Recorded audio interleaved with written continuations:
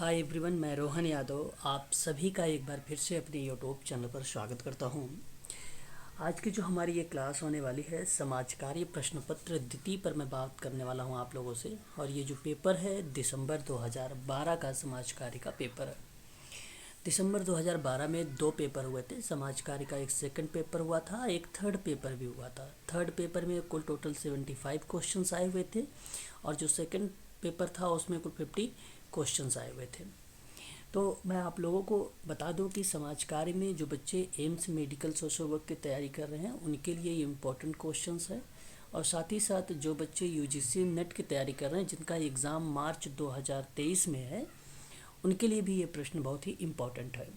आपको बता दूं मार्च 2023 के लिए मैं आप लोगों को क्वेश्चंस और मॉक टेस्ट वीडियो और पीडीएफ 999 रुपये में आप लोगों को प्रोवाइड करा रहा हूँ। वहीं अगर आप एम्स मेडिकल सोशल वर्क की अगर आप तैयारी कर रहे हैं तो इंग्लिश में मैं उन लोगों को भी 999 रुपये में सारे कंटेंट और क्वेश्चंस भी प्रोवाइड करा रहा हूँ। तो अधिक जानकारी के लिए आप हमसे संपर्क कर सकते हैं 8506031308 पर कॉल भी कर सकते हैं और व्हाट्सएप के माध्यम से भी आप जानकारी प्राप्त कर सकते हैं। प्रतिदिन आप लोगों का जो है 200 से प्लस क्वेश्चनों पर हम लोग चर्चा कर रहे हैं। शाम को 6:30 बजे से आप सभी की जो क्लास चलती है वो प्रैक्टिस चलती है, हर एक प्रश्नों पर व्याख्या भी होता है और 8 PM पर समाज कार्य की जो इम्पोर्टेंट कॉन्सेप्ट है उन पर हम लोग चर्चा करते हैं डेली समाज कार्य में। तो हम शुरुआत करते हैं आज के प्रश्न पत्रों पर। जो समाज कार्य का प्रश्न पत्र द्वितीय है, क्वेश्चन नंबर पहला यहाँ पे है कि structure of social action was profounded by. तो जो स्ट्रक्चर ऑफ सोशल एक्शन है ये किसके द्वारा प्रतिपादित किया गया था? तो ऑप्शन नंबर जो यहाँ पे सी जाएगा, Talcott Parsons is the right answer हो जाएगा। ऑप्शन नंबर सी करेक्ट जवाब है यहाँ पर। क्वेश्चन नंबर अगर हम 2 की बात करें तो यहाँ पे हम देख रहे हैं कि क्वेश्चन नंबर 2 जो है दंपत्य मूलक परिवार की अवधारणा प्रतिपादक कौन किया है, जिसको हम बोलते हैं who propounded the concept conjugal family का जो कॉन्सेप्ट है किस विद्वान के द्वारा लाया गया था? सही जवाब हो जाएगा विलियम जे गुड्डे। ऑप्शन नंबर आपका अगेन यहाँ पे सी करेक्ट माना जाएगा। देखिए अगर मैं यहाँ पर बात करूँ क्वेश्चन नंबर 1 में मैक्स वेबर की भूमिका, तो मैक्स वेबर नौकरशाही के भूमिका में आते हैं जहाँ पे नियम विनियम प्रक्रिया पैटर्न को बताते हैं मैक्स वेबर नौकरशाही में। अगर हम वही बात करें जो है ब्यूरोक्रेसी की जो पिता कहे जाते हैं वो मैक्स वेबर को ही कहा जाता है। अगर हम बात करते हैं रॉबर्ट मिल्टन के बारे में तो अपराध लोगों की सफलता के बारे में चर्चा किया है इन्होंने। विचलन का सिद्धांत दिया है, संदर्भ समूह के भी सिद्धांत में इन्हीं का नाम आता है। स्वयं पूर्ति का जो भाव है उसमें भी जिक्र अगर हम बात करते हैं तो रॉबर्ट मिल्टन का नाम आता है। वहीं अगर हम बात करें रेडक्लिफ ब्राउन के बारे में तो संरचनात्मक प्रकार्यवाद में रेडक्लिफ ब्राउन का नाम आता है। और Talcott Parsons structure of social action में नाम आता है। मैंने कल ही पार्सन्स के जो अवधारणाएं थी, जो किताबें थी, उन सभी के बारे में आप लोगों को मैं चर्चा भी किया था। तो कल मैंने एक 45 मिनट की एक वीडियो अपलोड किया है शाम को, आप चाहे तो वहाँ से इम्पोर्टेंट जो विद्वान है देख सकते हैं उसके कॉन्सेप्ट के बारे में, ठीक है। और मैंने कल आप लोगों को जब जून 2012 का पेपर करवा रहा था तो मैंने कंजुगल फैमिली पर वहाँ पर थोड़ा सा व्याख्या किया था, तो विलियम जे गुड्डे का नाम आता है, वहाँ से भी आप जाके देख सकते हैं। क्वेश्चन नंबर 3 हमारे सामने है, भारत सरकार ने बच्चों के लिए राष्ट्रीय नीति वर्ष अभी स्वीकृत किया है। तो भारत सरकार ने बच्चों के लिए जो राष्ट्रीय नीति को अभी स्वीकृति के रूप में दिया है, अडॉप्ट किया है, वह वर्ष कौन सा है? तो क्वेश्चन नंबर 3 का सही जवाब हो जाएगा ऑप्शन नंबर बी, सन 1974 1974 हो जाएगा आपका यहाँ पे। नेक्स्ट क्वेश्चन नंबर 4 की बात करते हैं कि हु प्रोपोज्ड क्लाइंट सेंट्रल्ड थेरेपी की बात कर रहे हैं, जहाँ पे सेवार्थी केंद्रित चिकित्सा का सुझाव किस विद्वान ने दिया है? तो इसका जो सही जवाब जाएगा क्वेश्चन नंबर 4 का ऑप्शन नंबर पहला हो जाएगा कार्ल रोजर्स। यहाँ पे कार्ल रोजर्स की भूमिका यहाँ पर देखने को मिलती है। अन्ना फ्रायड अगर हम बात करें तो इन्होंने ईगो साइकोलॉजी के बारे में बात किया है, अहम मनोविज्ञान के बारे में बात किया है और बाल मनोविज्ञान पर भी इनकी चर्चा हमें देखने को मिलती है। वहीं अगर हम बात करते हैं अल्फ्रेड एडलर के बारे में तो व्यक्ति में हीनता की जो भावना का सिद्धांत है वो अगर हम बात करें तो भूमिका देखने को मिलती है पॉल गुडमैन का। ठीक है। सॉरी पॉल गुडमैन नहीं, पॉल गुडमैन का नाम अगर हम बात करें तो ये जो है सार्वजनिक बौद्धिक सर्वश्रेष्ठ सामाजिक आलोचना का सिद्धांत दिया है। ठीक है। कुछ भूमिकाएं इनकी देखने को मिली है गेस्टाल्ट थेरेपी में पॉल गुडमैन की सन 1960 के दशक में। लेकिन अल्फ्रेड एडलर जो हैं इनकी भूमिका व्यक्तियों में जो है हीनता का जो भावना का सिद्धांत है वो नाम आता है यहाँ पे। बट क्वेश्चन नंबर 4 का ऑप्शन नंबर जो पहला वाला होगा ये करेक्ट हो जाएगा आप लोगों का। ठीक है। क्वेश्चन नंबर 5 हमारे सामने है कि शोध का अनिवार्य अभिलक्षण कौन सा हो सकता है ना। जो शोध का अनिवार्य अभिलक्षण है वो क्या बन सकता है। तो देखिए एक विवरण भी होगा, अन्वेषण भी होगा, प्रयोग भी होगा, इसलिए ऑप्शन नंबर जो डी होगा ये आपका करेक्ट हो जाएगा। क्वेश्चन नंबर 6 है कि बाल श्रम निषेध और विनिमय जो अधिनियम है वो कब लागू हुआ था। तो 1986 में लागू हुआ था, 1986 में, इसलिए ऑप्शन नंबर जो होगा वो सी वाला आपका करेक्ट हो जाएगा। 5 का डी आपका करेक्ट रहेगा और 6 का जो होगा सी वाला ऑप्शन सही रहेगा आप लोगों का। ठीक है, ध्यान रखेंगे ऐसे प्रश्नों पर।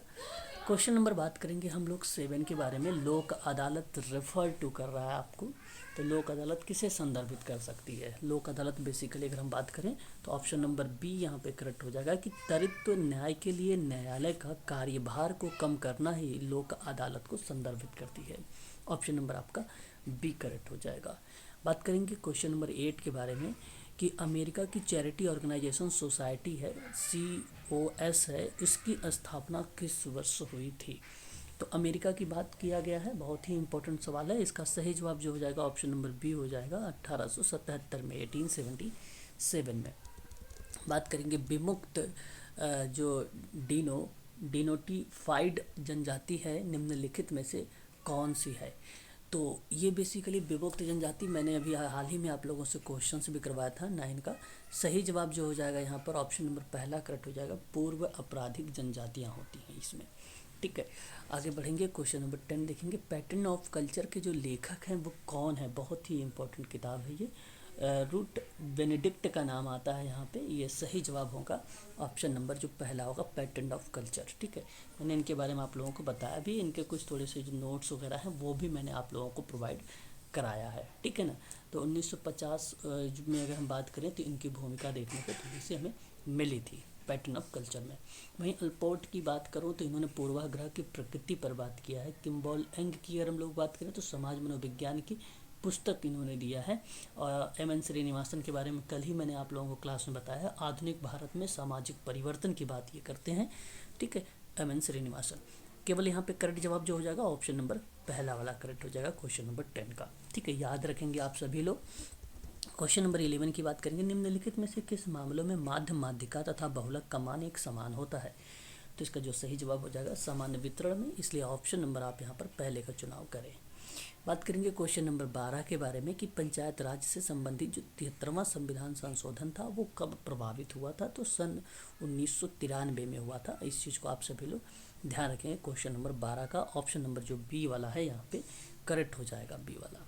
ठीक है, सोशल वर्क की ये सारे के सारे जो क्वेश्चंस हैं इम्पोर्टेंट हैं आप सभी के लिए।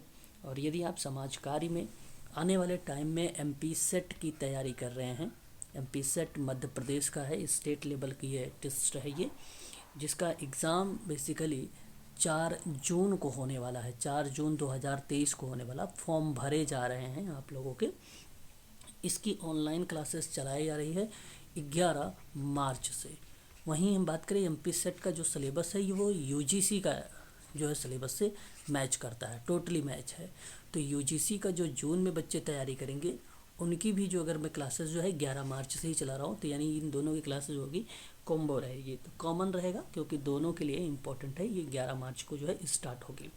शाम क्लासेस जो स्टार्ट होंगी 6:30 से स्टार्ट होंगी 11 मार्च से, 6:30 बजे से 7:30 बजे की तक ये क्लासेस चलेंगी। यहाँ अगर हम बात करें इसकी जो फ़ीस है, अगर आप फ़ीस पेमेंट करना चाहते हैं एक साथ में तो आप 3500 रुपये आप यहाँ पर पेमेंट करेंगे।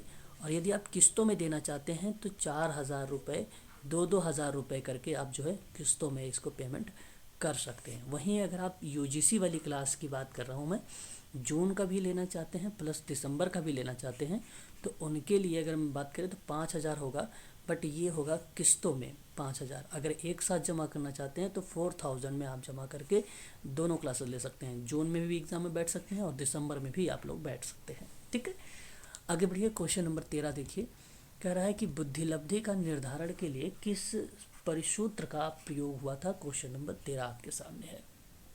इसका सही जवाब क्या होगा? इसका फार्मूला जो है IQ = MA/CA करके है, इंटू 100 में। ऑप्शन नंबर अगर हम बात करें डी वाले का, तो यहाँ पे जो डी वाला ऑप्शन है यही आपका करेक्ट हो जाएगा। IQ मापन के जो जनक हैं वो टर्मन है, ध्यान रखेंगे आप सभी लोग। 1966 में इनकी भूमिका देखने को मिली थी। और IQ सर्वप्रथम जिसने सूत्र दिया था वो नाम आता है स्टर्न का, ये भी आप ध्यान रखेंगे सभी लोग। और टर्मन, ये सूत्र अधूरा था, इस वजह से टर्मन ने इस को पूरा किया था। जो ऑप्शन नंबर डी आप लगा रहे हैं ये टर्मन का ही है। ठीक है, तो यहाँ पे फार्मूला में आप जैसे अगर पूछ लिया जाए आपसे कि मानसिक आयु जो है वो 16 वर्ष है। ठीक है, क्रोनिकल एज अगर हम बात करें जिसको वास्तविक आयु बोलते हैं वो 10 वर्ष है। ठीक है, तो आप बताइए IQ क्या है। तो आप MA पर यहाँ पर लिखिए 16, यहाँ पे 10 करिए, मल्टीप्लाई 100 करिए और इस तरीके से आप इससे डिवाइड मतलब काट दीजिए।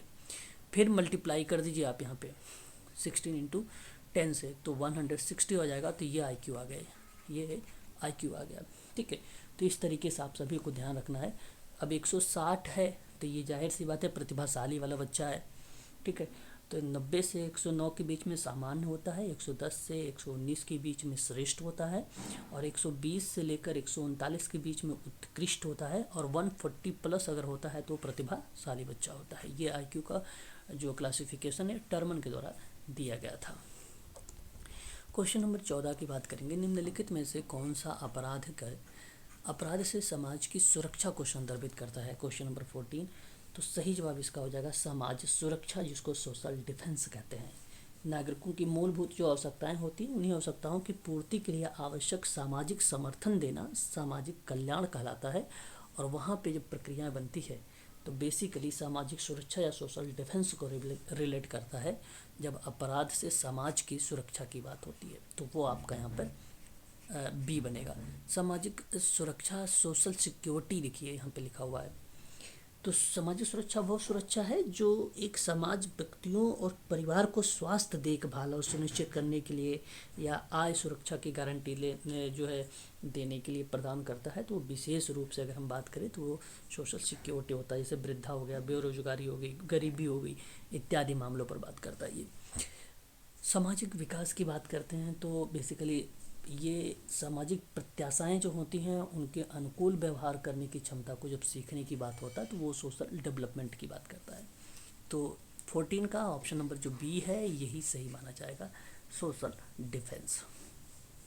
क्वेश्चन नंबर 15 की बात करेंगे। सद्विवेक की पहचान किससे होती है, आप देख सकते हैं, इम्पोर्टेंट सवाल है। सद्विवेक बेसिकली उत्कृष्ट अहम होता है। ऑप्शन नंबर आपका जो यहाँ पे सुपर ईगो दिया गया है सी वाला, ये करेक्ट। अब देखिए इदम जो होता है जन्मजात होता है, जहाँ पे व्यक्ति की मूल वासना प्रवृत्तियाँ वगैरह होती हैं, दमित इच्छाएँ वगैरह आती हैं। ईगो में क्या होता है, व्यक्ति व्यवहार करने के लिए प्रेरित होता है और अर्धचेतन की अवस्था में वो प्रक्रिया होती है। ठीक है, और सामाजिक मान्यता, आदर्श, संस्कार से जो रिलेट होता है वो सद्विवेक वगैरह से, तो वो उत्कृष्ट ईगो होता है, या एक प्रकार से आप कह सकते हैं सुपर ईगो होता है। ठीक है, ऑप्शन नंबर आपका सी करेक्ट रहेगा यहाँ पर। क्वेश्चन नंबर 16 की बात करके निम्नलिखित में से कौन सा, देखिए आपके सामने ऑप्शन है जो है यहाँ पे कर्तव्यनिष्ठता, जिसको हम लोग बोलते हैं कौन सी एंटाइलाइजेशन, इसको बोलते हैं कर्तव्यनिष्ठता, है ना। अब ये मॉडल किससे संबंधित है ये आपके लिए इम्पोर्टेंट है। कहीं कहीं हमें देखने को मिलता है शुद्धिमतीकरण का नाम लेकर, इसी को ही बोला जाता है, कर्तव्यनिष्ठता को ही। ऑप्शन नंबर जो है आपका यहाँ पर बी करेक्ट हो जाएगा, पाउलो फ्रेरे का। और चैतन्यकरण का भी जो मॉडल है इसी को रिप्रेजेंट करता है। तो ऑप्शन नंबर अगर हम बात करें तो बी ही आपका यहाँ पे करेक्ट हो जाएगा। ठीक है, आगे बढ़िए। क्वेश्चन नंबर 17, बाल्यावस्था के अनुभव वयस्क व्यवहार को प्रभावित करता है और इसका प्रतिपादन किस सिद्धांत में किया गया है।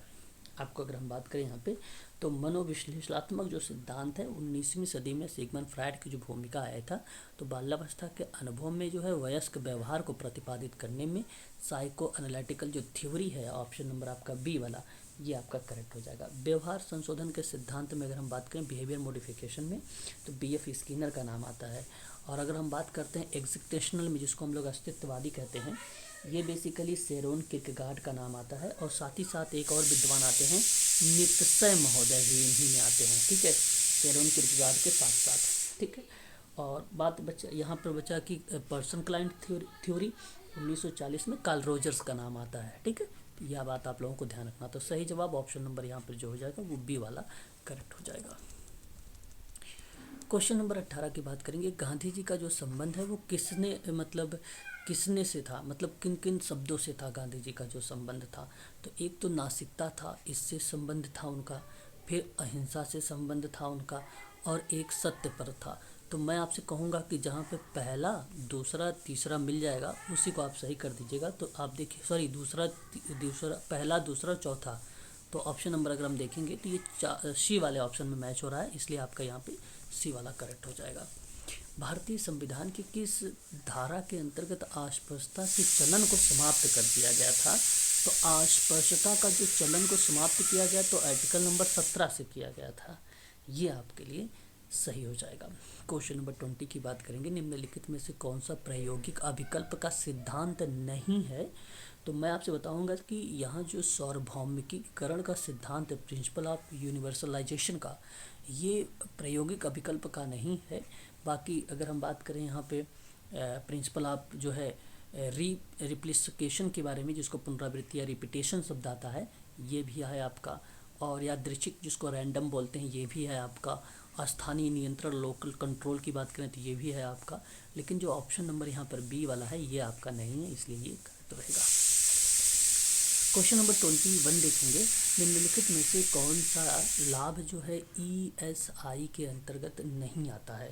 तो कर्मचारी राज्य बीमा एक्ट इसको बोलते हैं, और ये 1948 में आया था, है ना। तो ये बेसिकली देखिए यहाँ पे बीमारी लाभ की बात हुई थी, ठीक है, इसकी बात करेगा। प्रसूति मातृत्व लाभ की भी बात होगी, और चिकित्सकीय लाभ की भी बात होगी। बट जो ऑप्शन नंबर यहाँ पे सी दिया हुआ है, ठीक है, ध्यान रखेंगे, फ्रिंग्स बेनिफिट्स की बात की जा रही है।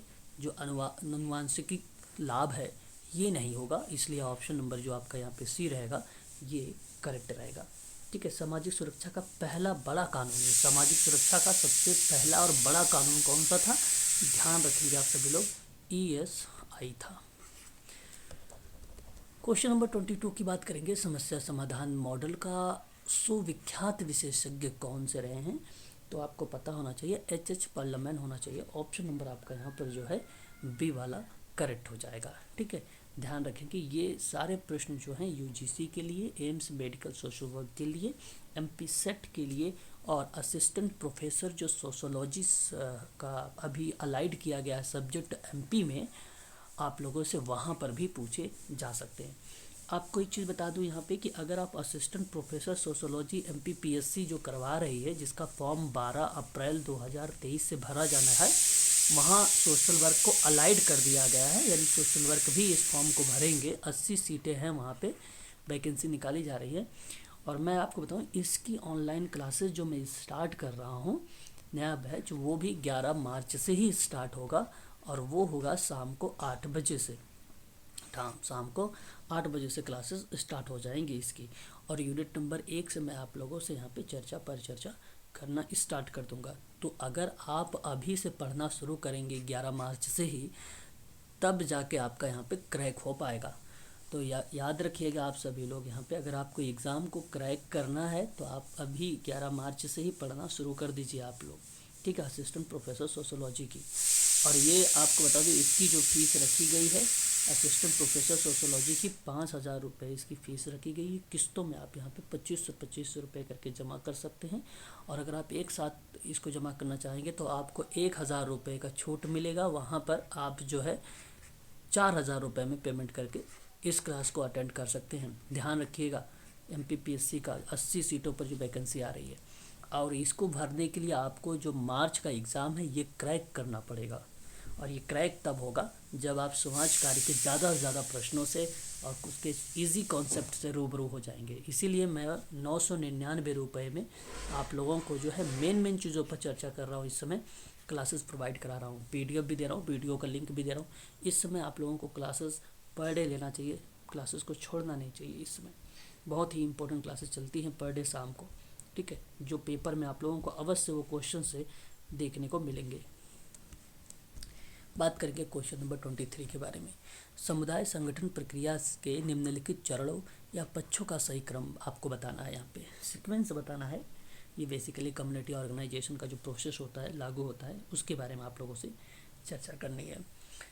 तो इसका जो एक सीक्वेंस होता है, अगर हम बात करें आप लोगों से क्वेश्चन नंबर 23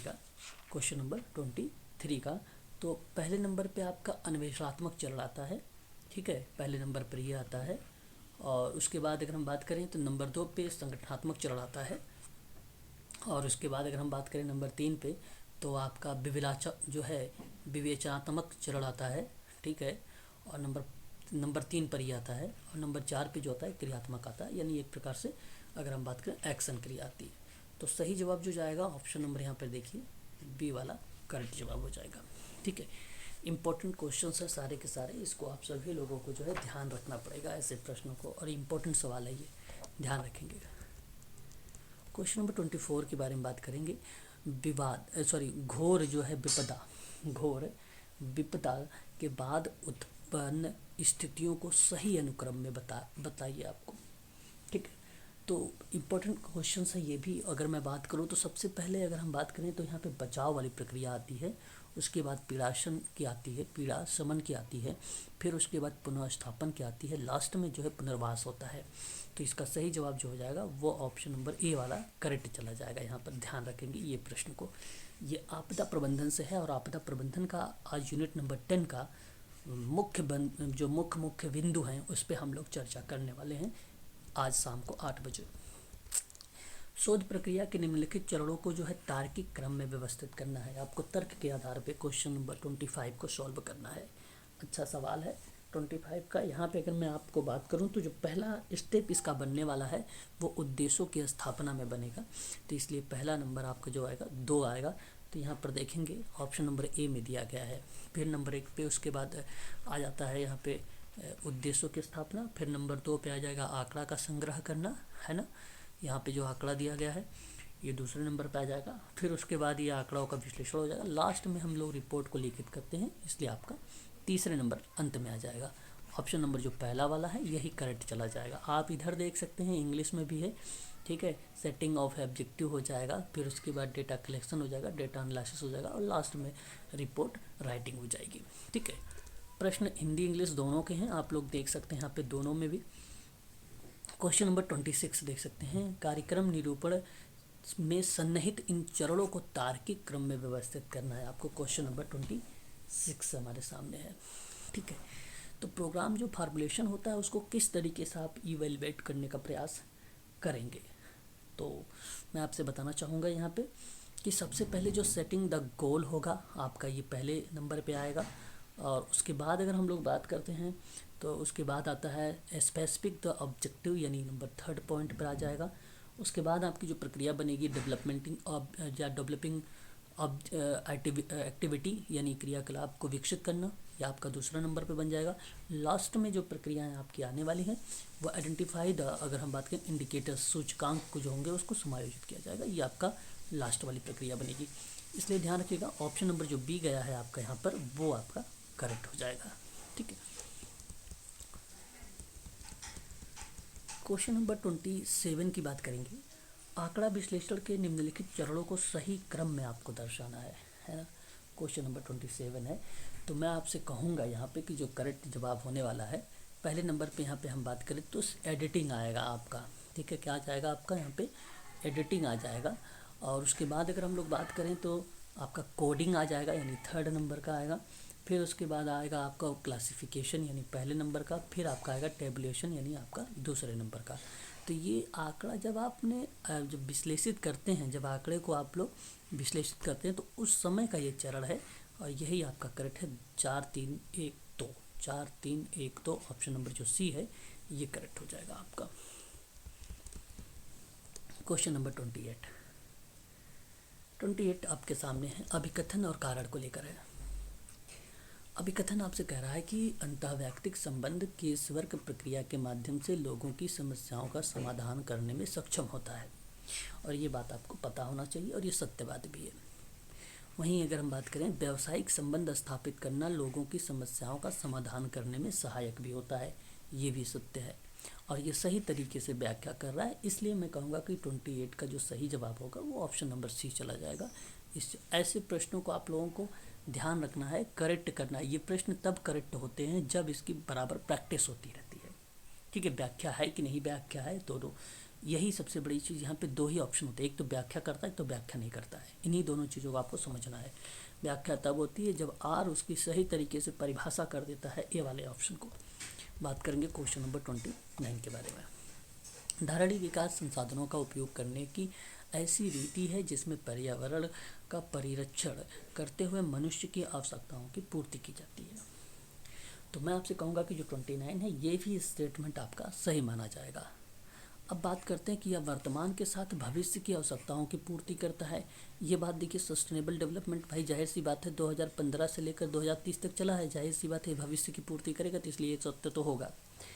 अब बात यह है कि जो भविष्य की योजनाएं कर रहा है तो क्या पर्यावरण के साथ साथ मनुष्य की आवश्यकताओं पर बल दे रहा है? बिल्कुल दे रहा है। इसलिए मैं कहूँगा कि व्याख्या सही, ऑप्शन नंबर 29 का सी वाला करेक्ट हो जाएगा। बात करेंगे नेक्स्ट सवाल के बारे में, 30 नंबर की सामाजिक नीति वक्तव्य तथा विकासमूलक कार्यक्रमों के बीच अंतराल है। तो मैं आपसे कहूँगा कि यह स्टेटमेंट सत्य है। सामाजिक नीति जो है, अगर हम अब अभिकथन और विकासमूलक कार्यक्रमों के बीच में अगर हम कोई अंतर देखते हैं तो ये जाहिर सी बात है, ये सत्य बात है कि सामाजिक नीति वक्तव्य में भी भूमिका अलग से है, सोशल पॉलिसी स्टेटमेंट और डेवलपमेंट प्रोग्राम में अंतर पाए जाते हैं। इसका कारण है कि कार्यक्रम का निरूपण और क्रियान्वयन की राजनीतिक इच्छा शक्ति तथा प्रतिबद्धता का अभाव पाया जाता है ना। तो एक प्रकार की हम बात करें यहाँ पे जो है इम्प्लीमेशन की बात हो रही है। तो the reasons of lack of जो है political will, the commitment in the formulation and implementation of programme, जो इम्प्लीमेशन प्रोग्राम को रिप्रेजेंट कर रहा है वो प्रक्रियाएं भी सत्य है। तो मैं यहाँ पर आपको बताऊँ कि ये व्याख्या हो रही कि नहीं व्याख्या हो रही, तो मैं आपसे कहूँगा कि आर सही तरीके से इसकी व्याख्या कर रहा है। ऑप्शन नंबर इसलिए आपका यहाँ पर जो जाए वाला है क्वेश्चन नंबर 30 वाले में, वो डी करेक्ट हो जाएगा आपका यहाँ पर, डी वाला। क्वेश्चन नंबर 31 की बात करेंगे कि समाज कार्य एक मानवाधिकार समान दार्शनिक बुनियाद पर आधारित है, और ये बात सत्य है, आपको बता दूं। और दोनों के मूल्य एक समान है, जैसे गरिमा और लोग समूह या समुदाय के प्रति जो है आदर भाव भी होता है, ये भी बात सत्य है। इसलिए 31 का जो जाएगा ऑप्शन नंबर पहला कर चल जाएगा, इसका सही व्याख्या हो रही है। क्वेश्चन नंबर 32 में कि मात्र कानूनी उपाय अपराध की घटनाओं को कम नहीं कर सकते। ठीक है, कम नहीं कर सकते, और ये बात सत्य है। और वहीं अगर हम बात करें, कानून के प्रभावी क्रियान्वयन के लिए सामाजिक समर्थन की आवश्यकता भी नहीं होती है, और यहाँ पे अगर हम बात करें, ये बात तो सत्य है, बात को समझिएगा यहाँ पर, परंतु यहाँ पर व्याख्या नहीं है, इसलिए ऑप्शन नंबर बी को लगाइए, क्योंकि मात्र कानूनी उपाय अपराध की घटनाओं को कम नहीं कर सकता। मात्र कानूनी एक ही बात यही है कि वही ये बात सही भी है, और कानून के प्रभावी क्रियान्वयन के लिए सामाजिक समर्थन की आवश्यकता भी नहीं है। अब ये कानून के प्रभावी क्रियान्वयन के लिए भी सामाजिक समर्थन की आवश्यकता भी नहीं है, उसके लिए कानून भी है, नियम है, मानदंड है, उससे भी हम कर सकते हैं, और ये बात सत्य है ना। वैसे कुछ लोग कहेंगे कि कानून के प्रभावी क्रियान्वयन के लिए सामाजिक समर्थन की आवश्यकता तो नहीं अगर होगी तो वो समाज की मुख्य धारा से जुड़ेगा कैसे। बिल्कुल बात सत्य है कि भूमिकाएं आंशिक रूप से ली जा रही हैं यहाँ पे, परंतु यहाँ पे आर किसी ऑप्शन नहीं दिया कि ए आर दोनों जो है यहाँ पे सत्य और व्याख्या है या नहीं है। परंतु मैं आपसे अगर यहाँ पे कहूँगा कि आप इस प्रश्न में ऑप्शन नंबर जो चुनाव करें वो बी का चुनाव करें। ए तो सही है, परंतु आर ए की सही व्याख्या नहीं कर रहा है। ठीक है, बात करेंगे नेक्स्ट सवाल पर। क्वेश्चन नंबर 33 हमारे सामने सवाल है, कह रहा है कि समस्याओं का समाधान करने वाले व्यवसाय के रूप में समाज कार्य समाज की सामाजिक समस्याओं के प्रति अनुक्रियाशील हो सकता है, और ये बात सत्य है, अनुक्रियाशील हो सकता है। वहीं अगर हम लोग बात करें कि समाज कार्यकर्ताओं के पास व्यापक ज्ञान और उपयुक्त कौशल भी होते हैं, और ये भी बात सत्य है, और मैं आपसे कहूँगा कि इसकी व्याख्या भी हो रही है, तो इसलिए ऑप्शन नंबर आप सी का चुनाव करें, क्वेश्चन नंबर 33 का। प्रजातांत्रिक नेतृत्व को सफल होने के लिए अधिक समय की आवश्यकता होती है, परंतु वह समुदाय प्रभावशील परिवर्तन ले आता है। मैं अगर आपसे बात करूं 34 वाले में, तो ये बात आपको कहना है कि ये सत्य है। वहीं प्रजातांत्रिक नेतृत्व प्रक्रिया जो होती है उसके उन्मुख होती है और लोगों की सहभागिता को भी शामिल करती है, इसलिए 34 का आपका जो जवाब जाएगा ये भी सत्य हो जाएगा। तो मैं आपसे कहूँगा कि जो 34 नंबर का सवाल है इसको आप कहिएगा कि व्याख्या भी हो रही है, इसलिए ऑप्शन नंबर आप बी का चुनाव कर दीजिएगा, क्योंकि प्रजातांत्रिक नेतृत्व की प्रक्रियाओं में बात की जा रही है। दोनों के दोनों स्टेटमेंट सही है। वहीं अगर हम बात करें कि क्वेश्चन नंबर 35 में कि सामुदायिक संगठन सामाजिक क्रियाशील में प्रतिफलित होता है, और ये बात सत्य है। वहीं बात करें कि सामाजिक क्रियाशीलता सदैव सामुदायिक संगठन के प्रति फलित नहीं होता, और ये भी बात सत्य है, सदैव नहीं होता है। तो इसलिए मैं कहूँगा कि क्वेश्चन नंबर 35 का जो ऑप्शन नंबर ए वाला है ये आपका करेक्ट हो जाएगा। क्वेश्चन नंबर 36 आ चुका है। सूची 1 एक तरफ है, सूची 2 एक तरफ दिया गया है, ये आपको सम्मिलित करना है। अगर मैं आप लोगों से यहाँ पे बात करूँ कि जो अगर हम बात करें इंस्टीट्यूशनल्स रिडिस्ट्रीब्यूशंस मॉडल जो है इंस्टीट्यूशनल रिडिस्ट्रीब्यूशन जो मॉडल दिया गया है ये किसको रिप्रेजेंट करेगा? ये प्रोग्रेसिव टैक्सेशन को रिप्रेजेंट करता है। ठीक है, मैं आपसे कहूँगा कि ये आपका करेक्ट हो जाएगा। वहीं अगर हम लोग बात करेंगे कि जो है रेसिड्यूअल्स मॉडल की अगर हम लोग बात करेंगे तो ये रिप्रेजेंट करता है कल्याण सेवाओं का। ठीक है, और उसके बाद अगर हम बात करें अचीवमेंट परफॉर्मेंस मॉडल होता है एक, और ये मॉडल अगर रिप्रेजेंट करेगा तो पार्क्स और लॉ को रिप्रेजेंट करता है, ये आपका करेक्ट हो जाएगा। उसके बाद आता है सस्टेनेबल डेवलपमेंट मॉडल होता है जिसको हम लोग धारणीय विकास कहते हैं। ये अगर कोई रिप्रेजेंट करता है तो संसाधनों का इष्टतम उपयोग की बात करेगा, ये आपका करेक्ट हो जाएगा। तो मैं आपसे कहूँगा कि जो ऑप्शन नंबर पहला वाला है ये आपका सही चला जाएगा। यहाँ पर क्वेश्चन नंबर 36 का ऑप्शन नंबर जो जाएगा वो पहला वाला करेक्ट हो जाएगा।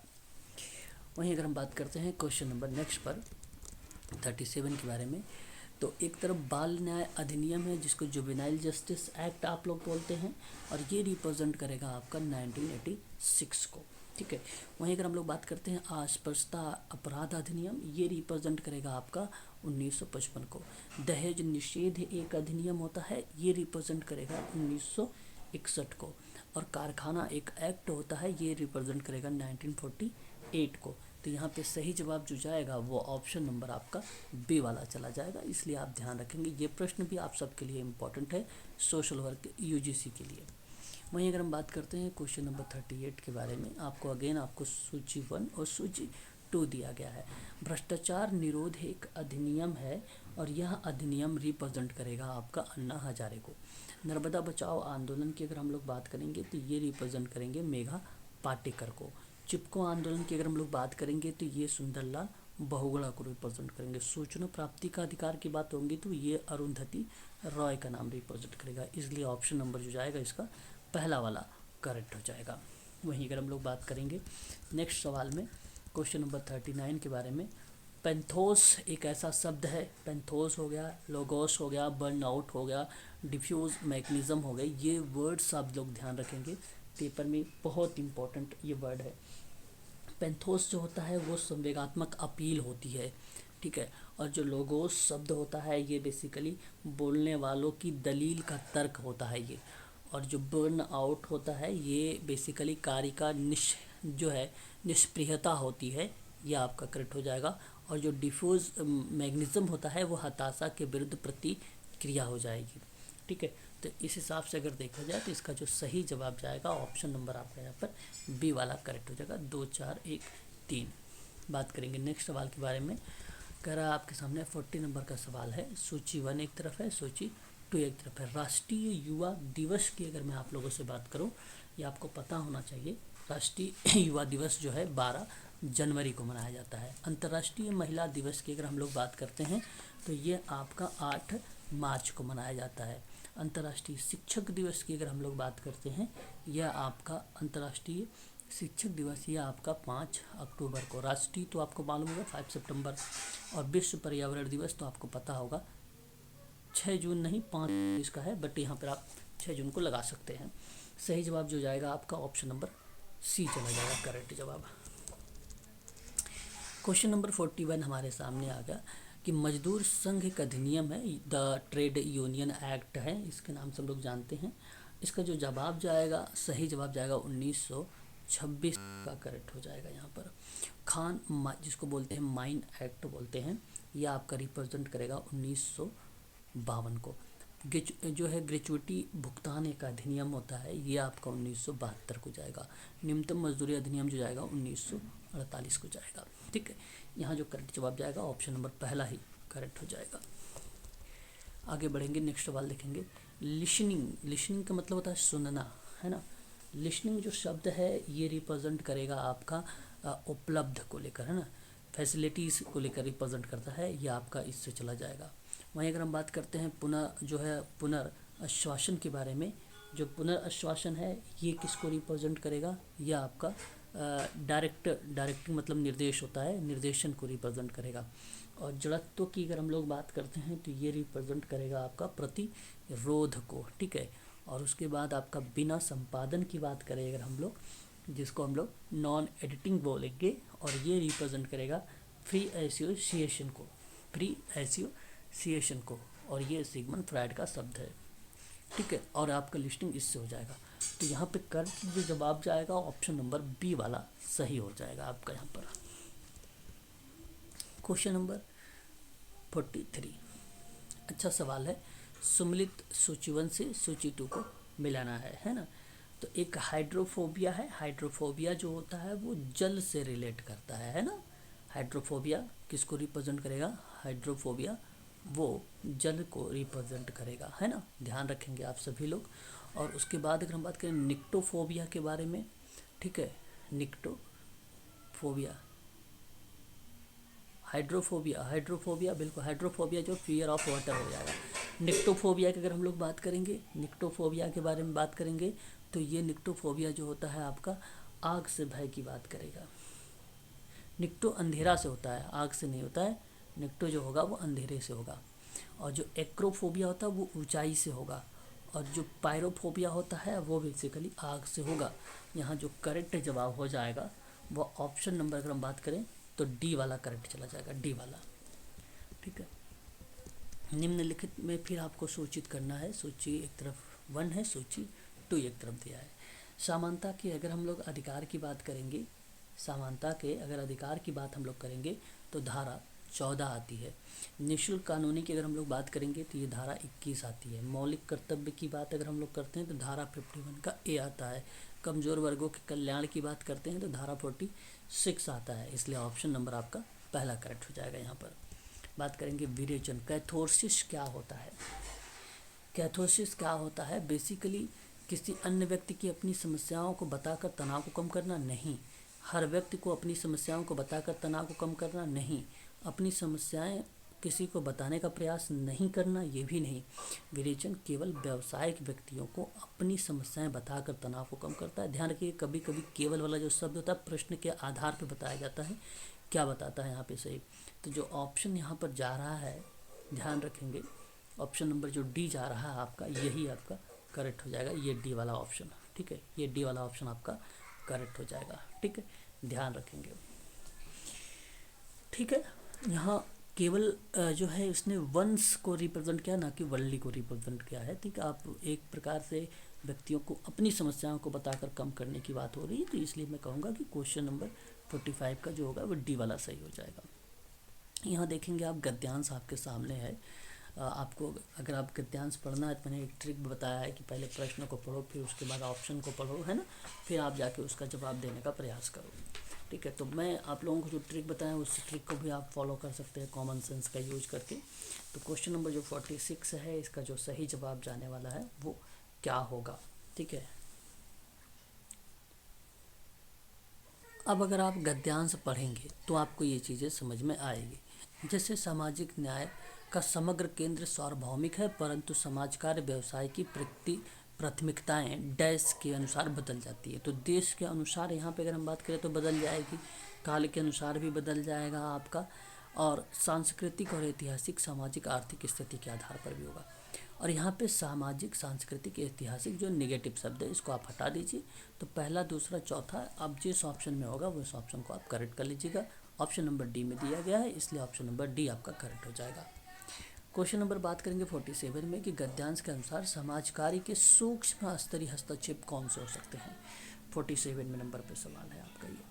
तो फिर मैं अगर आपसे बात करूँ तो यहाँ पे एक परामर्श देना चिकित्सकीय समाज कार्य का पार्ट बन जाएगा, समूह कार्य भी बन जाएगा और एजेंसी प्रशासन भी बन जाएगी। तो ये समाज कार्य का जो है सूक्ष्म स्तर का हस्तक्षेप अगर हम बात करेंगे तो ऑप्शन नंबर अगेन आपका यहाँ पर जो है 47 वाले का डी बन जाएगा। 47 वाले का डी बन जाएगा। इस गद्यांश को जब आप पढ़ेंगे तो उसमें आपको सारी चीज़ें देखने को मिल जाएगी। परंतु मैं यहाँ पे आपसे बात करूँ तो इस गद्यांश का जो अर्थ बताने का प्रयास किया जा रहा है सूक्ष्म स्तर पर, सूक्ष्म स्तर पर, तो वो परामर्श है, चिकित्सा समाज कार्य है, समूह कार्य भी है और एजेंसी प्रशासन भी है। सामाजिक नीति और आर्थिक विकास की भूमिकाएं यहाँ पर नहीं है, इसलिए आप लोगों को ध्यान भी देना है यहाँ पे। तो गद्यांश पढ़ेंगे तो ऑटोमेटिक वो चीज़ें समझ में आपको आ जाएगी। और अगर आप कहें तो मैं आपको यहाँ पे दिखा भी देता हूँ। आप देखें गद्यांश को, यहाँ पर देखिए आपको हस्तक्षेप की बात हो रही है, तो जिसमें एजेंसी है, प्रशासन है, सामुदायिक संगठन है, सामाजिक नीति है, आर्थिक विकास का प्रभाव डालते ही सामाजिक कार्यों में संलग्न होने को भी शामिल किया गया है। ठीक है, तो यहाँ एक ऐसे शब्दों की अगर हम लोग बात करें तो मैं आपसे अगर कहूँ सामाजिक नीति को लेकर, ठीक है, यहाँ पे जो उच्च हस्तक्षेप की प्रक्रिया में संचालित होने को लेकर, तो वहाँ पर भूमिका राजनीतिक भी संलग्न किया गया है, समूह कार्य को भी संलग्न किया गया है। ठीक है, और साथ ही साथ अगर हम बात करें परामर्श देने की प्रक्रिया भी संपाद जो है संचालित की गई है। तो आप परामर्श देना आप देख सकते हैं, यहाँ पर भी है, चिकित्सा समाज कार्य यहाँ पर भी है, शिक्षण और सामाजिक शिक्षण और उपचार हेतु चिकित्सा भी, नौकरी पाने के लिए संसाधन में हासिल होने में लोगों की सहायता का प्रयास भी इन्हीं कार्यों को शामिल किया गया है। ठीक है, तो समूह कार्य में हस्तक्षेप कौन से हैं, तो इस चीज़ को आप ध्यान रखिएगा, इस प्रश्न में आपको कवर हो गया। सामाजिक कार्य व्यवसाय पर आधारित है, समाज कार्य जो है व्यवसाय पर आधारित है। तो व्यवसाय पर आधारित क्या हो सकता है, ध्यान रखिएगा। यहाँ पर ऑप्शन में अगर मैं आपसे बात करूँ तो कौशल है, क्रियाकलाप है, प्रविधियाँ हैं, ये हैं। मूल्य निर्णय पर नहीं होता है, इसलिए ऑप्शन नंबर डी नहीं होगा, आपका सी करेक्ट हो जाएगा। पहला, दूसरा, तीसरा दिया गया है यहाँ पर। ठीक है, सी वाला। क्वेश्चन नंबर 49 बात करेंगे सामाजिक कार्य व्यवसाय में स्थूल स्तरीय कार्य को कौन सूचीबद्ध करता है। क्वेश्चन नंबर 49 है। तो मैं आपसे कहूँगा कि यहाँ पर जो सामाजिक नीति है और समाज नियोजन है, ये बेसिकली स्थूल स्तरीय कार्य को सूचीबद्ध करता है। सामाजिक शिक्षण कार्य को नहीं होगा और ना ही उपयुक्त डी होगा। तो 49 वाले का जो जवाब जाएगा वो बी वाला आपका यहाँ पे करेक्ट हो जाएगा, पहला और तीसरा। ठीक है, पहला और तीसरा यहाँ पे करेक्ट हो जाएगा। पहला आपका क्या है, तो पैडागोजिकल से रिलेट कर, सॉरी यहाँ पे अगर हम बात करें जैसे सामाजिक सोशल पॉलिसी को रिप्रेजेंट करेगा एक, और एक सोशल प्लान को रिप्रेजेंट करेगा। तो ये माइक्रो लेवल का प्रैक्टिस सोशल वर्क में होता है और यही करेक्ट भी है, यही करेक्ट है। जो माइक्रो लेवल का प्रैक्टिस होता है सोशल पॉलिसी और सोशल प्लानिंग को ही रिप्रेजेंट करता है। बात करेंगे क्वेश्चन नंबर 50 के बारे में, समाज कार्य में जो है व्यक्ति केंद्रित को लेकर। तो पर्सन फोकस्ड पर बात होगा, साइकोलॉजिकल प्रोग्रेस होगा। तो बताइए सोशल वर्क का एम क्या बन सकता है ना। तो सोशल वर्क का जो एम्स बनता है वो बेसिकली परामर्श और चिकित्सा का बनता है, इसलिए ऑप्शन नंबर आप यहाँ पे सी को लगा लीजिए, आप लोग यहाँ पे करेक्ट हो जाएगा। तो क्वेश्चन नंबर 50 का जो होगा वो सी वाला करेक्ट हो जाएगा। आप यहाँ पे गद्यांश पढ़ेंगे ना व्यक्ति केंद्रित को लेकर, तो वो चीज़ें आपको मिल भी जाएगी, क्योंकि गद्यांश में साफ शब्दों में यहाँ पे कहा भी गया है, देख सकते हैं आप लोग यहाँ पर। ठीक है, यहाँ आप देखें आप लोग कि मुख्यतः व्यक्ति केंद्रित मनोविज्ञान प्रक्रियाओं से लेकर सामाजिक नीति नियोजन विकास तक के विषय इसके अध्ययन क्षेत्र के अंतर्गत आते हैं। अब प्रश्न था कि मनोवैज्ञानिक प्रक्रियाएं किस पर लक्षित हो गई फिर। अब देखिए सामाजिक नीति दिया हुआ है, नियोजन भी दिया हुआ है यहाँ पे, और साथ ही साथ विकास के विषय का भी अध्ययन दिया हुआ भी है यहाँ पर। अब आप सोच रहे होंगे कि ये सभी हो सकता है लक्षित, परंतु ये तो प्रक्रियाओं को लेकर जो है अध्ययन क्षेत्र आता है ना। अब ये अध्ययन क्षेत्र जहाँ पे आता है तो वो बेसिकली परामर्श देने की प्रक्रिया के साथ साथ चिकित्सीय समाज कार्य की भूमिका निभाता है, इसलिए मैंने ऑप्शन नंबर 3 को लगा दिया। आप यहाँ पे ये समझें आप सभी लोग, है ना, कि यहाँ पे केवल आपका 3 सही होगा, ना कि ये, परंतु ये बात ध्यान रखिए कि ये मनोवैज्ञानिक प्रक्रियाओं से लेकर आता है जहाँ पे ये सारी चीज़ें शामिल होती हैं। फिर ठीक है, option number C is the right answer हो जाएगा। ठीक है, तो ये प्रश्न थे आप लोगों को जो मैंने अभी आपको कवर करवाए हैं, और ये पेपर थे दिसंबर 2012 का क्वेश्चन पेपर था, जो मैंने समाज कार्य में आप लोगों के यहाँ पे कंप्लीट करवा दिया। थर्ड पेपर के 50 क्वेश्चन थे। ठीक है, आपको मैं बता दूं, अगर आप एम्स मेडिकल सोशल वर्क की तैयारी कर रहे हैं और इसका नोट्स चाहिए आपको इंग्लिश में भी, तो आपको 999 रुपये में सारी चीज़ें कवर की जाएगी, जिसका एग्ज़ाम अब डेट हटा दिया गया है, 27 और 28 मार्च कर दिया गया है 2023 को, यानी 1 महीने का समय मिल गया है। और एम्स में अगर जॉब पानी है तो इसके लिए आप अच्छे से स्टडी करना स्टार्ट कर दें, आपके पास समय मिल गया है। उसके बाद अगर हम बात करें यूजीसी नेट का, जिसका एग्ज़ाम मार्च में होने वाला है, इसके लिए आपको बता दूं 999 रुपये में फ़ीस रखी गई है। और यहाँ पे भी वीडियो पूरा मिल रहा है, क्वेश्चंस मिल रहे हैं आप लोगों को, सारे कंटेंट आपको सारे मिल रहे हैं। और यदि आप इस बार का यूजीसी क्रैक कर पाएंगे तभी जाके एमपी सेट का फॉर्म भी आप भर सकते हैं। एमपीपीएससी का जो सोशोलॉजी का है असिस्टेंट प्रोफेसर का, वो आप अप्लाई कर सकते हैं। 80 सीटों की वैकेंसी है वो। ठीक है, अलाइट कर दिया गया है सोशल वर्क सब्जेक्ट को। अदर स्टेट के लोग भी इसको अप्लाई कर सकते हैं। ठीक है ना। और एमपी सेट की क्लासेस मैं आप लोगों को स्टार्ट कर रहा हूँ। एमपी सेट क्लासेस रहेगी आपकी, और यूजीसी नेट जून की क्लासेस स्टार्ट मैं कर रहा हूँ आप लोगों का। और ये क्लासेस स्टार्ट होगी 11 मार्च 2023 से स्टार्ट कर रहा हूँ आप लोगों की। शाम 6:30 बजे से स्टार्ट हो रही है क्लासेस आप सबकी। ठीक है, और इसकी फ़ीस एमपी सेट की तो फ़ीस आपको तो पता हो चुकी है, मैंने बता भी रखा है कि यदि आप जो है किस्तों में जमा करना चाहते हैं तो 4000 फ़ीस है। एक साथ अगर आप जमा करना चाहते हैं तो वो 3500 रुपये इसकी फ़ीस है एमपी सेट की। यदि आप केवल जून तक लेना चाहते हैं यूजीसी का, तो इसकी जो जून तक की अगर क्लासेस रहेगी, यहाँ पर मार्च अगर अभी आप देने वाले हैं तो मार्च आपका वो जो है सेशन फ्री रहेगा यहाँ पे। उसके अगर जून को अगर आप लोग अप्लाई करना चाहते हैं तो उसकी जो फ़ीस रखी गई है जून तक में, ध्यान रखिएगा क्योंकि मैं जून तक की बात कर रहा हूँ, वो फीस रहेगी आपकी 4000, और ये भी किस्तों में। और यदि एक साथ जमा करेंगे तो 3500। और यहाँ पर अगर आपने मार्च अप्लाई कर रखा है तो मार्च के भी आपको पूरा कोशिश किया जाएगा कि आप मार्च में ही इसको क्रैक कर लें।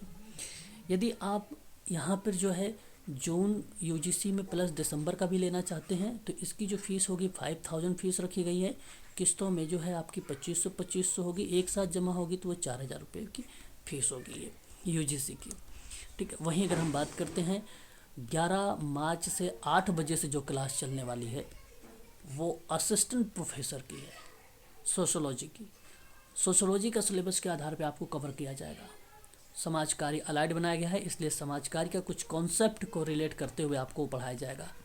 तो समाज कार्य अलाइड किया गया तो इसका मतलब नहीं कि समाज कार्य पेपर से सवाल नहीं पूछे जाएंगे, समाज कार्य को आधार बना के प्रश्न पूछे जाएंगे उसमें। ठीक है, तो इसकी जो क्लासेस है 11 मार्च से स्टार्ट है। इसको अगर आपको ज्वाइन करना है तो 5000 की फ़ीस है इसकी। 2500 रुपये 2 किस्तों में दी गई है। और एक साथ अगर आपको इसको भरना है तो 4000 रुपये में आप जो है एमपीपीएससी की तैयारी करना शुरू कर सकते हैं। तो ये स्टार्ट हो जाएगी क्लासेस 11 मार्च से।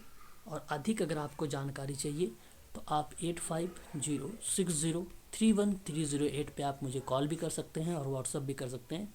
इसके बारे में अधिक से अधिक जानकारी भी प्राप्त कर सकते हैं। ठीक है, किसी भी एग्ज़ाम के बारे में या सोशल वर्क से रिलेटेड हो, आप हमसे जानकारी ले सकते हैं। ठीक है, आज के लिए बस इतना ही।